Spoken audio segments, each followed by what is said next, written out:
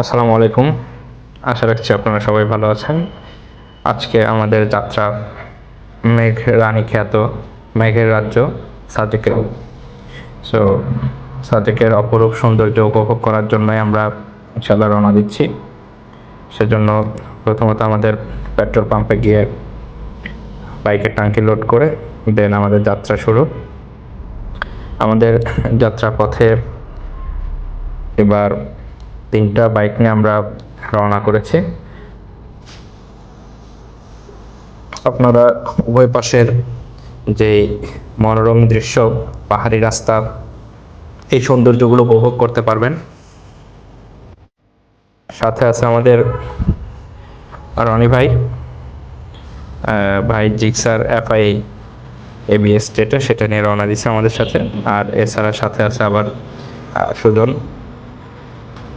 তো আমার বন্ধু সুজন সে আবার সিডিআই 98 মডেল নিয়ে চলে আসছে। তো যা হোক, আলহামদুলিল্লাহ আমাদের যাত্রা চলমান। আমরা আস্তে আস্তে খাগড়াছড়ির রাস্তায় চলে আসছি। এরপর আমরা বাঘাইছড়ি ক্যাম্প থেকে আমাদের পরবর্তী যাত্রা স্টার্ট করব। ইতোমধ্যে আমরা বাঘাইছড়ি ক্যাম্পে আমাদের প্রয়োজনীয় প্রসেসিং শেষ করে আমরা সকাল 10টার যে স্কট সেটাতেই আমরা রওনা দিয়েছি। তো আস্তে আস্তে আমরা পাহাড়ি রাস্তা অতিক্রম করে চলে আসলাম সাজেকের মেইন যে ভিউ পয়েন্ট সেই জায়গাটাতে পৌঁছে গেছি। তো আমরা রাফ অ্যান্ড টাফ ড্রাইভ করে নাই, সেজন্য আমাদের একটু সময় লাগছে। আমরা চট্টগ্রাম থেকে রওনা দিয়েছিলাম ভোর 4টায়। তো 4টায় রওনা দিয়ে আমরা যেতে অলমোস্ট 6 ঘন্টার মতো সময় লাগছে। এক্স্যাক্ট 10টায় স্কট রওনা দেয়নি, সম্ভবত 11টার মতো বাজছিল। তো আমাদের যাত্রাপথের মধ্যে আমরা মাঝে মাঝে চা ব্রেক, আড্ডা, গল্পগুজব, এই জিনিসগুলো অ্যাকচুয়ালি একটা ভ্রমণের মূল এনার্জি যোগায়। তো আপনারা ভ্রমণ টানা তো আর রাইড করলে হবে না, টানা ড্রাইভ করলে হবে না, আমাদেরকে মাঝে মাঝে ব্রেক দিতে হবে। সেই ব্রেকের মধ্যে বিভিন্ন ধরনের দুষ্টুমি, হাসি ঠাট্টা সব কিছু চলে। তো আমাদের ভ্রমণও এর ব্যতিক্রম কিছু ছিল না। আমাদের ভ্রমণেও অনুরূপ হাসি ঠাট্টা দুষ্টুমি এগুলো চলমান ছিল। তো যাই হোক, ফাইনালি আমরা সাজেকে চলে আসছি। আমাদের চট্টগ্রাম থেকে অলমোস্ট 170 কিলোমিটার দূরে অবস্থিত। তো আমাদের সিটি থেকে খাগড়াছড়ির বাঘাইছড়ি যে ক্যাম্প, আর্মি ক্যাম্প, সেখান পর্যন্ত ডিস্টেন্স অ্যারাউন্ড 110 কিলোমিটার। দেন ওখান থেকে আবার প্রায় 60-70 কিলোমিটার দূরে আবার সাজেকের মেইন পয়েন্টটা।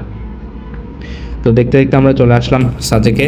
তো এখানে বেশ কিছু ভিডিও শট এবং ফটোশট আমরা করলাম সবাই মিলে। তো এই জায়গাটাতেই এই যে নতুন ঘর বানানো হচ্ছে, যে জায়গাটা আপনারা জানেন যে কয়েক মাস পূর্বে সাজেকে অগ্নিকাণ্ড সংঘটিত হয়।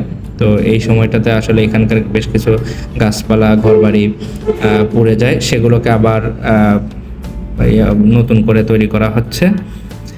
তো মাশাআল্লাহ এখানকার সৌন্দর্যের আসলে বর্ণনা আমরা মুখে যতটা দিব তার চেয়ে বরং মানে আপনি তার থেকেও অনেক বেশি সুন্দর উপভোগ করতে পারবেন আপনি যদি নিজের সশরীরে এখানে চলে আসেন।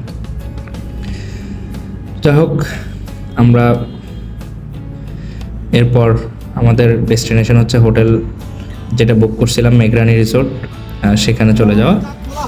মেঘরানী রিসোর্টের এখানে গিয়ে আমাদের সবাই বেশ উৎফুল্ল। প্রথমে এসেই তো মানে দরজা ওপেন করেই যেই একটা অপরূপ সৌন্দর্য, সুবহানাল্লাহ, অত্যন্ত মনোমুগ্ধকর একটা দৃশ্য সকলের চোখে পড়ল। কাজেই সকলেই বেশ খুশিতে টইটুম্বর এই অবস্থাটা দেখে।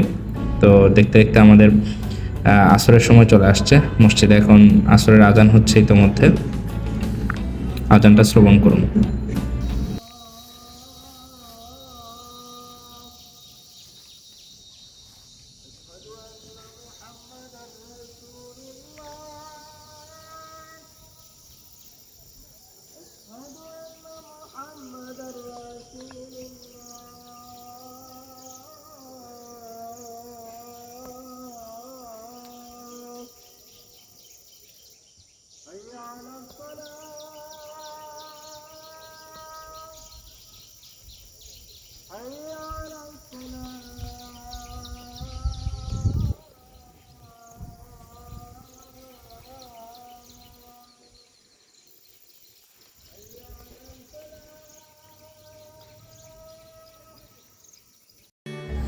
আসরের পর থেকে জুম ঘরে কিছুক্ষণ রেস্ট করার পরে চা খাওয়ার জন্য বাইরে গেলাম।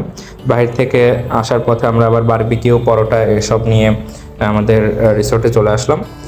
তো এই হচ্ছে আমাদের প্রথম দিনের যাত্রা পর্ব। এখন রাতে ঘুম হবে, এরপর সকালে আবার দেখা হবে ইনশাল্লাহ। সকালের সৌন্দর্য দেখাবো আপনাদেরকে। শুভ সকাল বন্ধুরা, আজকে আমাদের সাজেকে প্রথম সকাল। This is the morning view.